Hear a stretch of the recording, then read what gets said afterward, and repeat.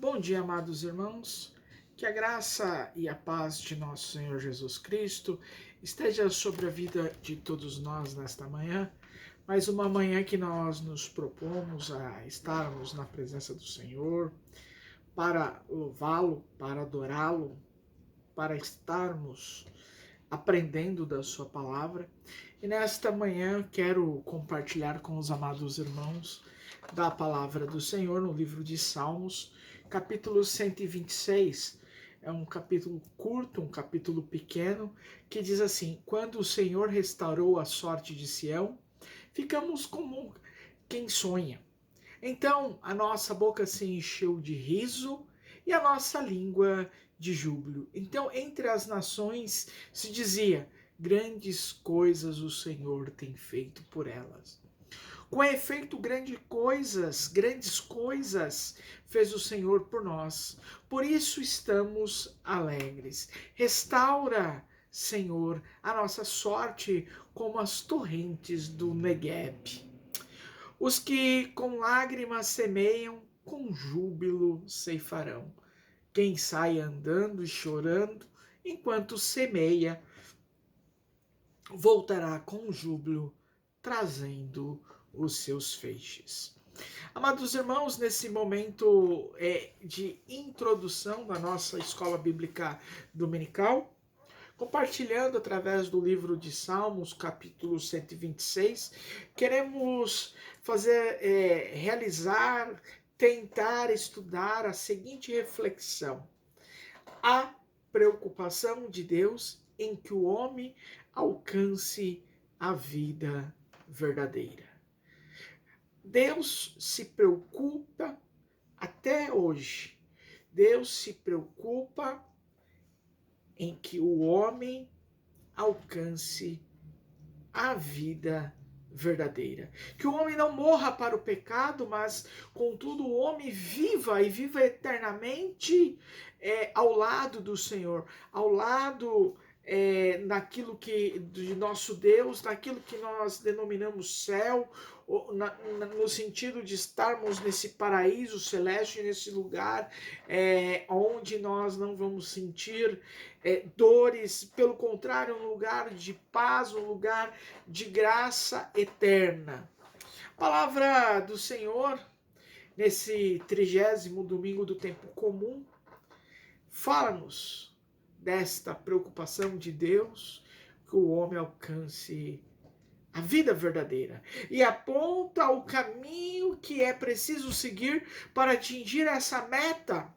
De acordo com a palavra de Deus que nos é proposta, o homem chega à vida plena, aderindo a Jesus e acolhendo as propostas de salvação que ele nos veio apresentar.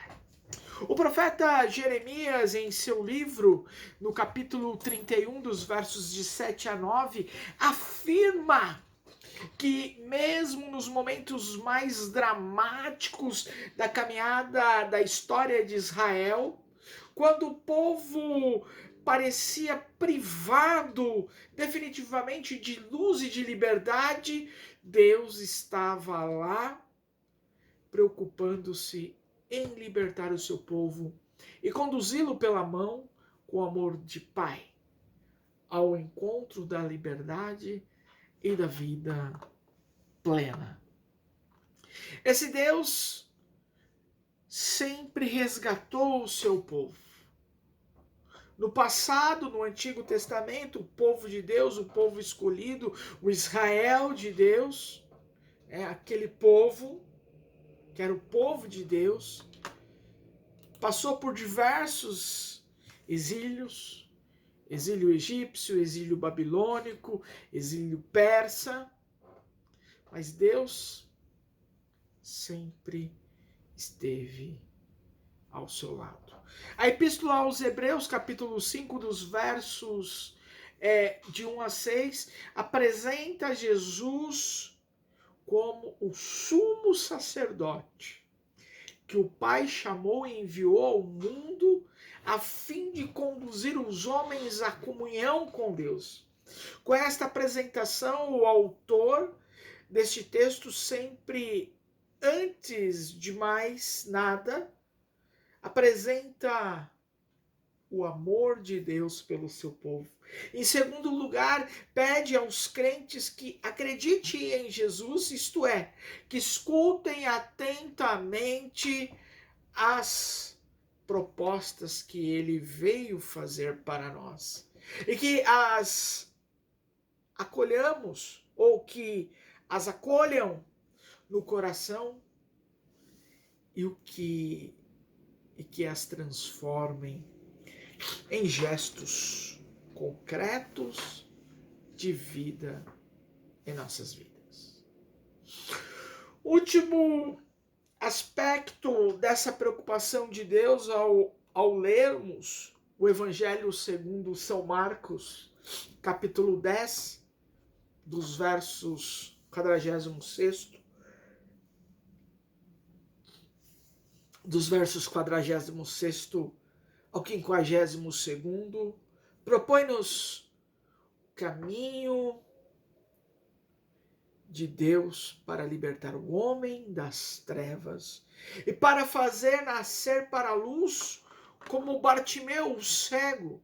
Os crentes são convidados a acolher a proposta que Jesus lhes veio trazer e deixar decididamente a vida velha e a seguir a Jesus. E Jesus é o caminho do amor, do dom da vida. Dessa forma, garante-nos o evangelista São Marcos que podemos passar da escravidão à liberdade, da morte para a vida. Na nossa escola bíblica dominical hoje, nós vamos falar sobre, vamos estudar um breve catecismo de Westminster a respeito de aliança, de pacto que Deus faz com o homem. E um desses pactos que Deus fez, por conta da sua preocupação com nós para termos vida eterna, foi o pacto do seu Filho amado. Derramar o seu sangue na cruz. De morrer por nós. Para que podíamos, ou melhor, para que pudéssemos alcançarmos vida eterna, vida plena, como nós fomos alcançados. Que tenhamos uma abençoada aula de Escola Bíblica Dominical.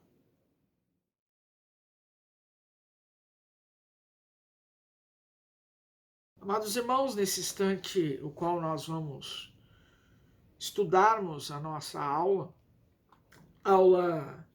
de número 8, o Pacto das Obras ou Aliança das Obras, vamos meditar na palavra do Senhor no livro de Gênesis, capítulo 15, ou melhor, Gênesis capítulo 2, do verso 15º e verso 16º.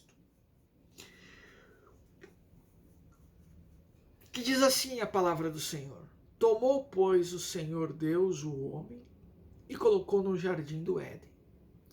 E lhe deu esta ordem: de toda a árvore do jardim comerás livremente, mas da árvore do conhecimento do bem e do mal não comerás, porque no dia em que dela comeres, certamente morrerás. Amados, nesse instante vamos fechar os nossos olhos e vamos nos colocar na presença do nosso Deus em oração.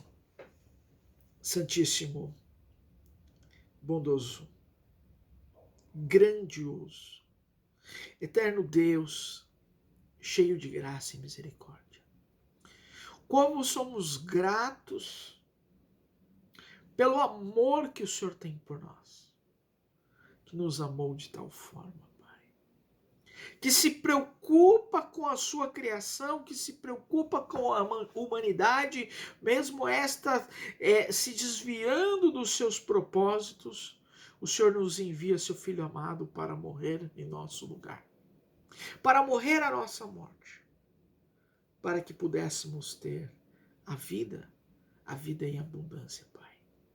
Obrigado, Senhor, por ainda se preocupar com o caminho que tomamos e de nos amar, Pai. Obrigado, Senhor.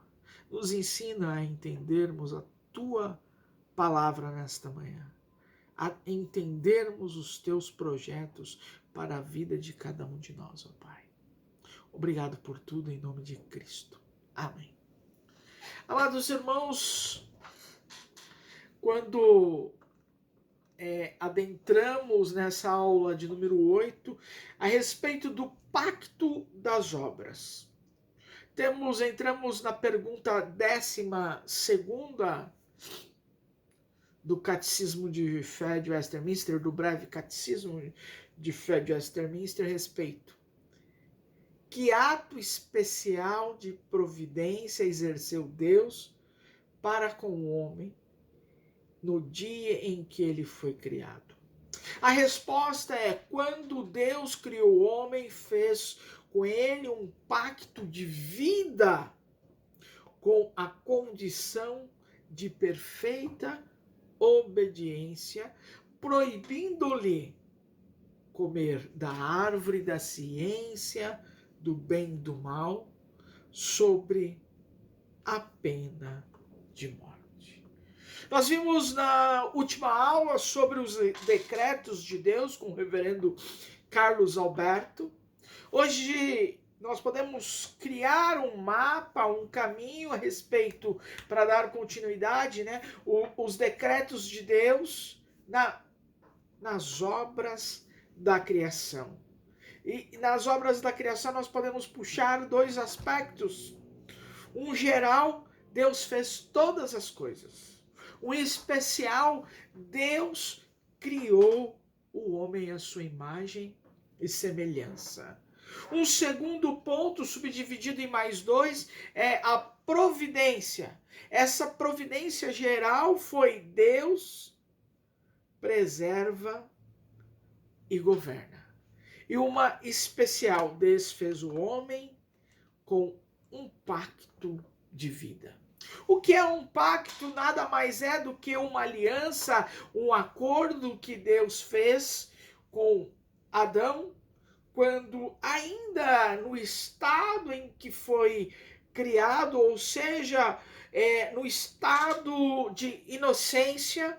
Foi um pacto de vida, porque incluía uma promessa de vida. É também chamado pacto das obras, porque a condição estabelecida foi de obediência, diferente do chamado pacto da graça, que estudaremos posteriormente. Amados, um contrato, um acordo, uma aliança, ele nada mais é bilateral, ele não é unilateral. Há direitos e deveres para ambos os lados. É como um contrato de trabalho ou de prestação de serviço, o qual nós assinamos quando entramos em um novo emprego. Nós lemos um contrato em qual nos diz que a empresa nos pagará X por mês. Mas de contrapartida também nos fala que eu vou, ou a pessoa vai trabalhar X horas para poder, em 30 dias, receber X dinheiro, X de salário. E divididos, obviamente, essa quantidade de horas em dias da semana, que também, por sua vez, se dividem também em momentos de almoço, de intervalos, de pausa. Mas há um comprometimento. É uma aliança, um acordo, um pacto, como quando tomamos emprestado um dinheiro de uma instituição financeira, ela cria esta aliança. E a base dessa doutrina está na Bíblia. Tomou, pois, o Senhor o homem e colocou no jardim do Éden. Ele deu apenas uma ordem: de toda árvore do jardim comerás livremente, mas da árvore do conhecimento do bem e do mal não comerás, porque no dia em que comeres, certamente morrerás. O homem, o Adão, ele tinha todas as espécies ao seu dispor. Poderia comer de todas, mas apenas uma espécie, que é denominada na Bíblia a árvore do conhecimento do bem e do mal. É verdade que aqui há uma referência explícita a um pacto, uma razão porque alguns negam a existência do pacto das obras. Observe o seguinte: todos os elementos de um pacto, a semelhança de outros pactos mencionados na Bíblia, estão presentes. Há duas partes pactuantes: uma promessa, uma condição, uma penalidade alternativa e também um sinal de penhor. B. Quando lemos Romanos capítulo 5, do verso 12º ao 21º, Paulo traça um paralelo entre Adão e Cristo e diz: porque como pela desobediência um só homem, e muitos se tornaram pecadores, assim também por meio da obediência de um só, muitos se tornarão justos, como o verso 19 de Romanos capítulo 5. A imputação ou atribuição do pecado de Adão à sua posteridade, assim como a imputação da justiça de Cristo aos que nele crerem, só podem ser explicadas se Adão, como Cristo, foi cabeça de um pacto. Ele representou-nos no pacto das obras, assim como Cristo nos representa no pacto da graça. C. Há uma mensagem bíblica que fala de Adão como o transgressor do pacto. Eles transgrediram a aliança como Adão. Encontramos essa palavra no livro de Oséias, capítulo 6, verso 7. Queremos brevemente fazermos um link, destrinchar a respeito desta aliança de Deus voltadas às obras, ou os elementos do pacto das obras. O primeiro aspecto que podemos ver são as partes. Deus, o soberano Senhor de toda a criação. Uma segunda parte, Adão, representando toda a humanidade. Neste pacto, nesta aliança, não houve mediador. Não era preciso, visto que o homem ainda era amigo de Deus e estava em perfeita comunhão com esse Deus. Em perfeita comunhão com ele. Um segundo aspecto dos elementos desse pacto das obras, a promessa. Vida eterna. Esta apenas submetia, conforme Gênesis 2:26, se a desobediência traria a morte. É claro que a obediência traria a vida, conforme o Evangelho de Mateus, capítulo 19, versos 16 e 17, como Gálatas, capítulo 3, verso 12. Vida aqui não significa simplesmente a continuação da existência, mas também e especialmente o favor divino, a felicidade eterna. Adão foi criado no estado da inocência e de santidade, inclinado para o bem, mas suscetível à tentação, imutável. Se existissem suas virtudes, seriam fortalecidas. Seu caráter se tornaria imutável, como o dos anjos que não caíram. Ponto C, um terceiro ponto dos elementos do pacto da obra é a condição. Como eu falei anteriormente, nós analisando, estudando a respeito desse pacto, dos pactos da obra, nós vamos vendo que vai tomando a forma de um contrato, a forma de uma aliança, né? O terceiro ponto, quando as partes pactuantes são iguais, ambas impõem condições. Neste caso, porém, como vimos, foram o Criador e a criatura. Deus, melhor dizendo, concedeu em fazer um pacto com o homem e soberanamente prometeu-lhe a vida, como condição de perfeita obediência. O mandamento para não comer o fruto da árvore do conhecimento do bem e do mal foi um teste de pura obediência e resistência à tentação, em que Adão não conseguiu, não foi feliz. Como todo contrato, há cláusulas de rompimento.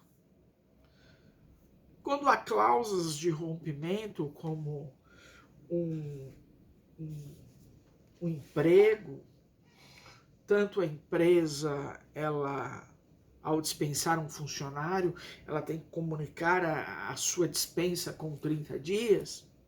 De igual modo, um funcionário, ao pedir a sua demissão, ele também tem que comunicar à empresa com 30 dias de antecedência, senão há multas para a empresa ou multas para o próprio empregado. A penalidade para a desobediência seria a morte física, conforme Eclesiastes capítulo 12, verso 7. Espiritual, uma morte espiritual, como Efésios capítulo 2 e 1, e eterna, como Apocalipse 20,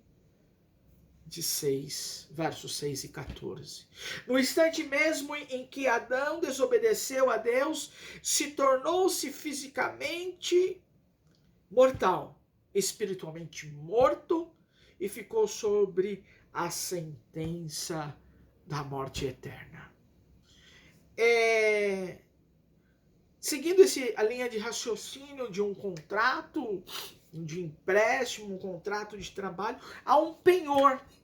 Os pactos de Deus com os homens geralmente têm um sinal exterior, um penhor, ou seja, um selo, conforme Gênesis 9, de 12 a 13, capítulo 17, de versos de 9 a 11, Colossenses capítulo 2, verso 11 e 12, o sinal ou penhor do pacto das obras foi a árvore da vida, conforme Gênesis 2:9 e Gênesis capítulo 3, versos 22 e Apocalipse 2:7. Depois da queda, Adão foi afastado desta árvore e, consequentemente, da possibilidade de obter a imortalidade aqui na Terra onde vivemos. Amados,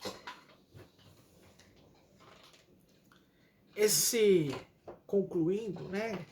Indo para a parte final, conclusiva, o pacto das obras não foi propriamente abolido. Permanecem os mandamentos, a promessa de vida, com a condição de obediência e a penalidade imposta aos transgressores, conforme Levíticos capítulo 18, versos 25, Gálatas 3:12, Lucas 3:15. Entretanto, Deus instituiu um pacto, o pacto da graça. Esse pacto da graça, Cristo é o mediador, conforme 1 Timóteo 2:5. Ele veio ao mundo para cumprir a condição e sofrer a penalidade do pacto das obras em toda a sua extensão, conforme o Evangelho de Mateus 5:17, Romanos 5:19, Gálatas 3, de 10 a 13, porque ele o fez por nós.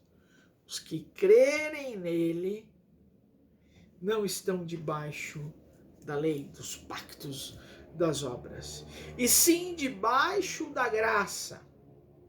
Neste novo pacto, ou nesta nova aliança, a vida é um dom gratuito de Deus, conforme Romanos 6:23. E é recebida pela fé, independentemente das obras da lei, conforme Romanos 3:28. As obras não são mais condições ou condição para termos a vida eterna. São a expressão da nossa gratidão pela vida que nos é dada gratuitamente.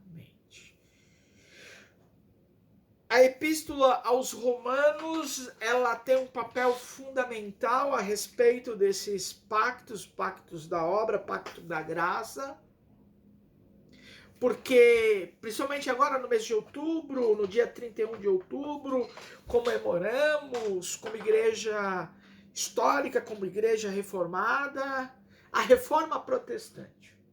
A reforma que iniciou-se com o monge agustiniano Martinho Lutero na Alemanha, na aldeia de Wittenberg. Como diz a história, nos conta que às 12 horas do dia 31 de outubro, Martinho Lutero pregou as suas teses nas portas da Catedral de Wittenberg. Outros historiadores dizem no castelo de Wittenberg. Porque ele entendeu o texto de Romanos que o justo viverá pela fé. Então, somos justificados pela fé que cremos que Cristo Jesus é o nosso único Senhor e Salvador, mediador entre Deus e os homens, entre Deus e os nossos pecados. Amados, que possamos entender com esse estudo do Catecismo de Fé de Westminster a respeito da aliança que temos hoje com Deus. É uma aliança baseada, justificada na fé, e não em obras, mas na fé em Cristo Jesus, nosso Redentor. Obrigado pelos irmãos por esse tempo. Agradecemos aos irmãos que têm nos assistido, que têm nos acompanhado em Escola Bíblica Dominical, as aulas da Escola Bíblica que é dividida entre eu e o reverendo Carlos Alberto. Somos gratos e, como sempre falo, tem dúvida, tem necessidade de material, nos procure. Procurando-nos com maior prazer, estaremos fornecendo para os irmãos. Todos tenham um abençoado domingo na presença do Senhor. Amém.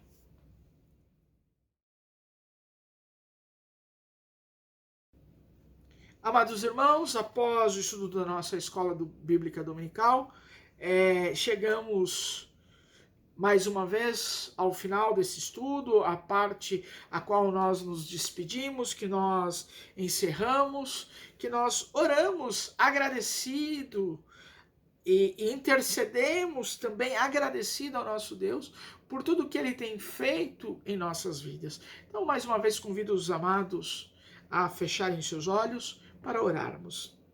Bondoso e magnífico Deus, obrigado por esse instante que nós tivemos a oportunidade de mais uma vez estudarmos a Tua Palavra e reforçarmos o ideal de sermos alcançados pela justificativa da fé, não apenas de obras, mas a fé que nos justifica em Cristo, nosso único Redentor, ó Pai. Obrigado por esse momento. Agradecemos pela vida daqueles irmãos que completaram mais um ano de vida nesta semana. Obrigado, Senhor, também pela Igreja Reformada, que já vem há mais de 500 anos se fortalecendo, firmando, trazendo a justificativa da necessidade de uma reforma protestante em sua época, com Martinho Lutero, Calvino e muitos outros, até mesmo os pré-reformadores, né, e os pós-reformadores, ó Pai. Pedimos e intercedemos pela vida dos pastores da nossa igreja, reverendo Carlos, pastor eleito e titular, ao reverendo Francisco, pastor da nossa congregação, a mim como pastor colaborador aqui na IPJO. Pedimos pela vida do conselho, os presbíteros, presbíteras, que o Senhor, através do seu Santo Espírito, dê direcionamento às atitudes, às formas que eles tomam, porque isto reflete na sua igreja. Abençoa os nossos diáconos, diaconisas, que fazem parte da nossa mesa diaconal, Pai, com o serviço, com a ação social que eles produzem em nossa igreja, em nossa comunidade, ó Pai. Enfim, agradecemos por todos os nossos irmãos. Agradecemos pela nossa Igreja Nacional. Pedimos a Tua bênção sobre a nossa liderança, Pai. Obrigado por tudo que o Senhor tem feito e nos conduzido, Pai, em Cristo Jesus. Amém. Amados irmãos, que todos tenham uma excelente semana, um abençoado domingo. Em nome do Pai, do Filho e do Espírito Santo. Amém. Amém. Amém.